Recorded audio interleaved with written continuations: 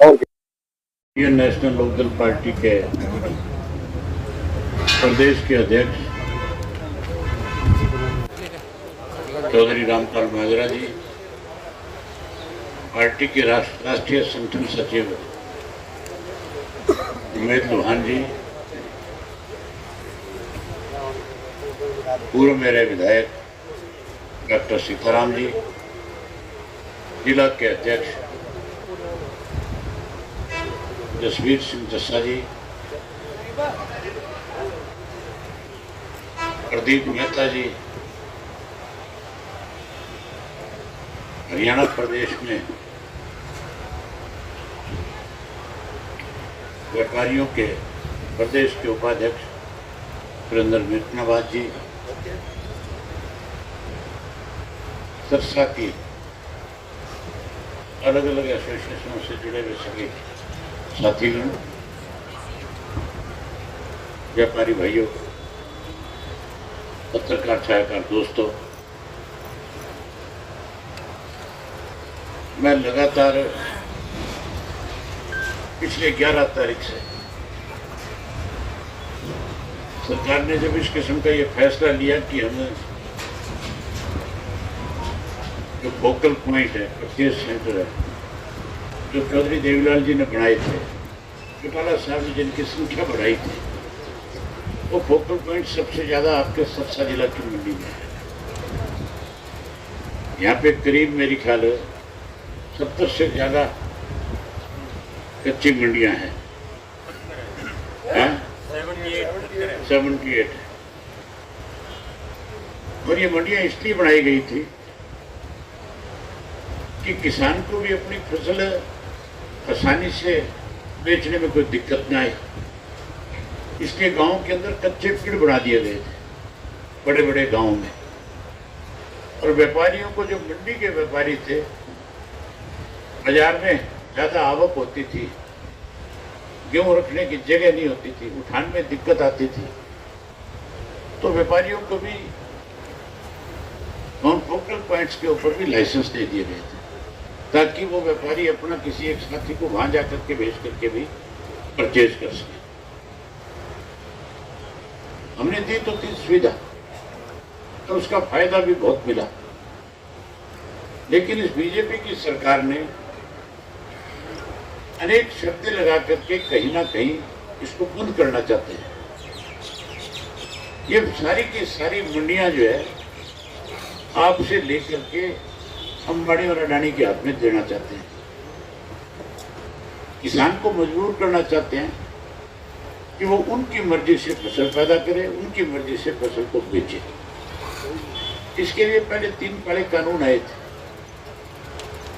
और वो 3 काले कानून इसलिए बनाए गए थे कि किसान अपनी जिस जमीन पे जोत करता है, वो कल को उसका बीज भी उन्हीं से ले, और उनसे लेकर के उनको वो जमीन ठेके पे दे दे। एक तरह से अपनी जमीन को ठेके पे दे के उनमें नौकर के रूप में काम कराए।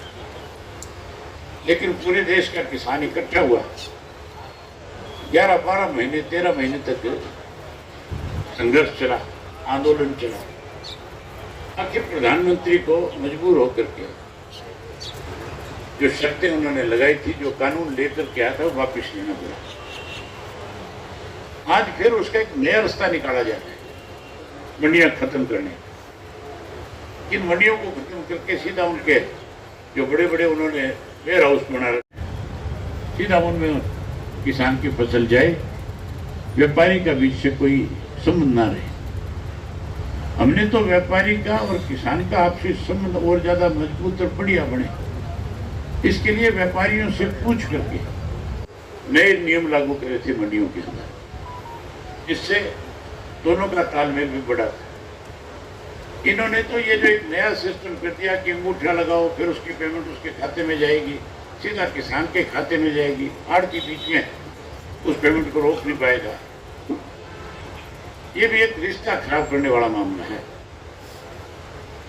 पहले पुराने वक्त में तो किसी भी किस्म की दिक्कत किसी जमींदार को आ जाती थी, वो अपने रिश्तेदार से जाकर के पैसा नहीं मांगता था, वो अपने परिवार के लोगों से जाकर के नहीं बताता था कि मेरे सामने क्या दिक्कत है। वो आहिस्ता से आकर के अपने आड़ती से कहता था कि भाई मेरे को इस तरह की प्रॉब्लम है और मुझे पैसा चाहिए।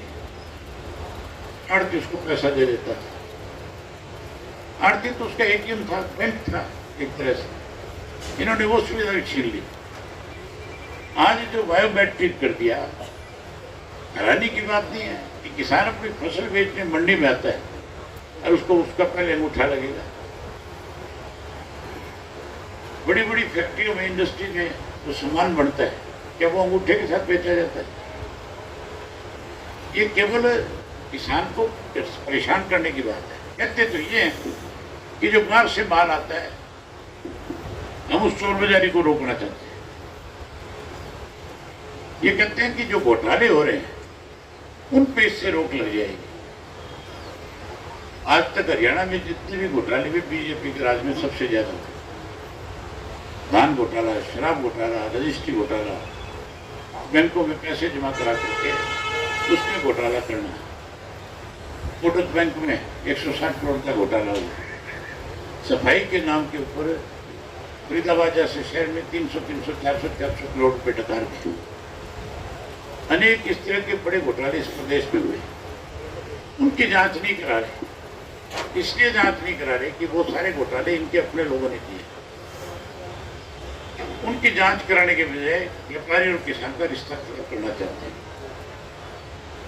आप लोग तो हमेशा हमारे सहयोगी रहे। आपका हमेशा हमारे ऊपर आशीर्वाद बना रहा है। अब की बार 2029 के चुनाव में सहयोग करना, अपनी सरकार बनाओ ताकि इन सब चीजों से, इन सब संकटों से छुटकारा मिल सके। साथ दोगे नहीं दोगे? तो साथ दे दोगे तो फिर बांट के चलो। फिर तुम ही बैठ करके कानून बनाओगे, तुम ही जा करके दोगे कि हमारे से ये चीज करके दो ताकि उसमें व्यापारी और किसान को दोनों को फायदा हो जाए। तुम्हारे कहने से तुम्हारा ही एक व्यापार का अलग से आयोग बना देंगे। तुम जो फैसला करते वो इसी वोट लगा देंगे। आपके बीच में तो मुझे भाषण देने की जरूरत नहीं। आपका और हमारा तो एक रिश्ता ऐसा है, ना तो आपसे कोई राजनीतिक रिश्ता, आपका हमारा तो पारिवारिक और सामाजिक रिश्ता है। आप तो हमें आधी रात आकर के हाथ पकड़ के कुछ भी कह सकते, आपका अधिकार है। मिंटनाबाजी कह रहे थे भी लिफ्टिंग का कुछ करवा दो। तू राज बना मारेगा, लिफ्टिंग देख तो रातों रात कैसे होती है। जब राज बनाने वाली बात आती है तब तो तुम्हें कोई कांडा दिखे, कभी कोई वोट नहीं।